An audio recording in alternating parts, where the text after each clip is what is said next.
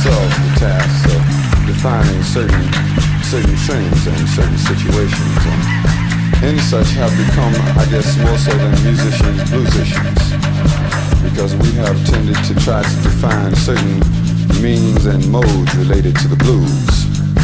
We attempted to define the lie detector blues.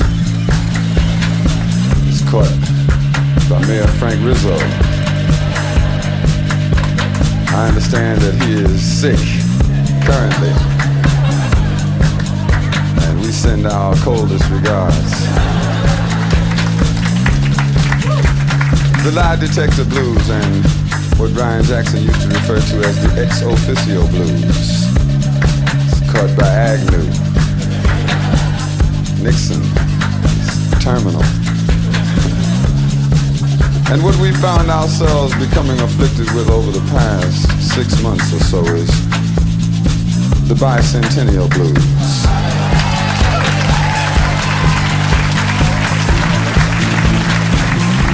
Some people think that America invented the blues, and few people doubt that America is the home of the blues, because the bluesicians have gone all over the world carrying the blues message, and the world has snapped its fingers and tapped its feet right along with the blues folks, but the blues has always been totally American.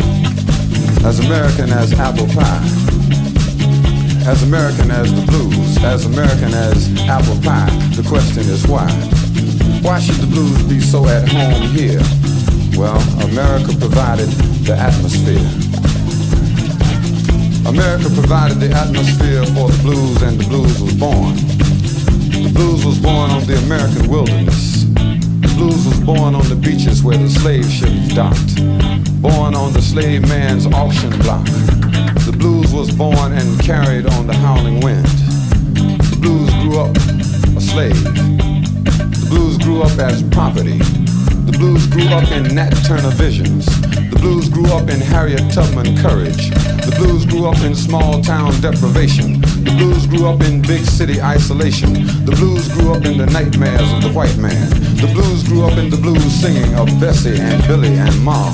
The blues grew up in Satchmo's horn, on Duke's piano, in Langston's poetry, on Robeson's baritone. The point is that the blues is grown.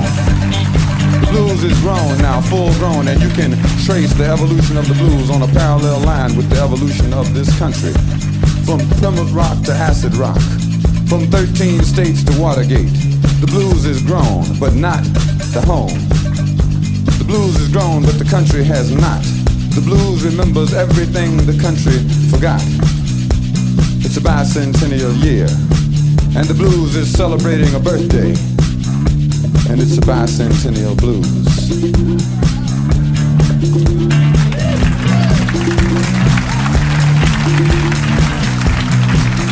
America has got the blues, and it's a bicentennial edition. The blues view might amuse you, but make no mistake, it's a bicentennial year.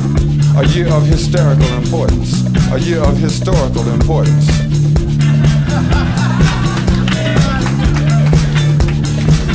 Ripped off like donated moments from the past.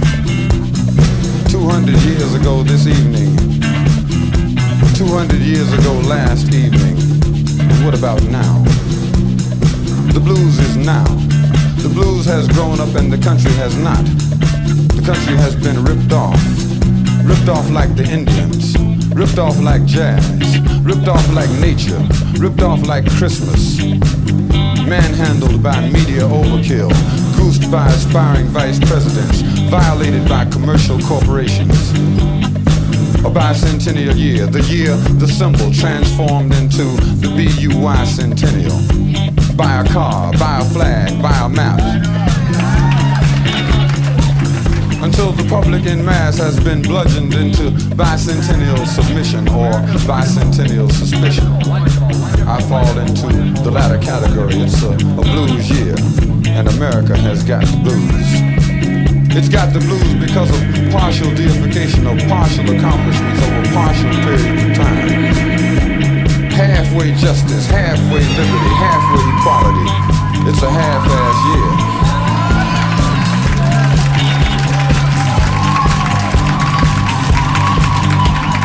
And we would be silly in all our knowledge and all our back and laugh and mock the things that happen in our lives, to accept anything less than the truth about this bicentennial year. And the truth relates to 200 years of people and ideas getting by. It got by George Washington. The ideas of justice, liberty, and equality got cold by George Washington. Slave owner general. Ironic that the father of this country should be a slave owner. The father of this country, a slave owner. Having got by him, it made it easy to get by his henchmen, the creators of this liberty, who slept in the beds with the captains of slave ships, fought alongside black freedmen in the Union Army, and left America a legacy of hypocrisy. It's a blues year. Got by Gerald Ford, Oatmeal Man. Has declared himself at odds with people on welfare, people who get food stamps, daycare children, the elderly, the poor, women, and people who might vote for Ronald Reagan. Ronald Reagan, it got by him. Hollywood.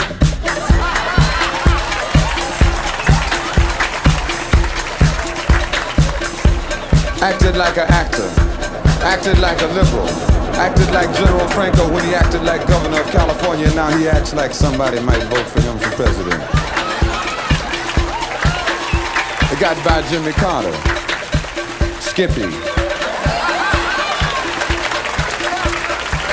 Got by Jimmy Carter and got by him and his friend the Colonel, the creators of Southern Fried Triple Talk, a blues trio. America got the blues. It got by Henry Kissinger, the international godfather of peace. A piece of Vietnam, a piece of Laos, a piece of Angola, a piece of Cuba. A blues quartet. And America got the blues. The point is that it may get by you. For another 4 years, for another 8 years, you stuck playing second fiddle in a blues quartet. Got the blues looking for the first principle, which was justice. It's a blues year for justice. It's a blues year for the San Quentin Six, looking for justice. It's a blues year for Gary Tyler, looking for justice. It's a blues year for Reverend Ben Chavis, looking for justice. It's a blues year for Boston, looking for justice. It's a blues year for babies on buses. It's a blues year for mothers and fathers with babies on buses. It's a blues year for Boston. And it's a blues year all over this country. America has got the blues.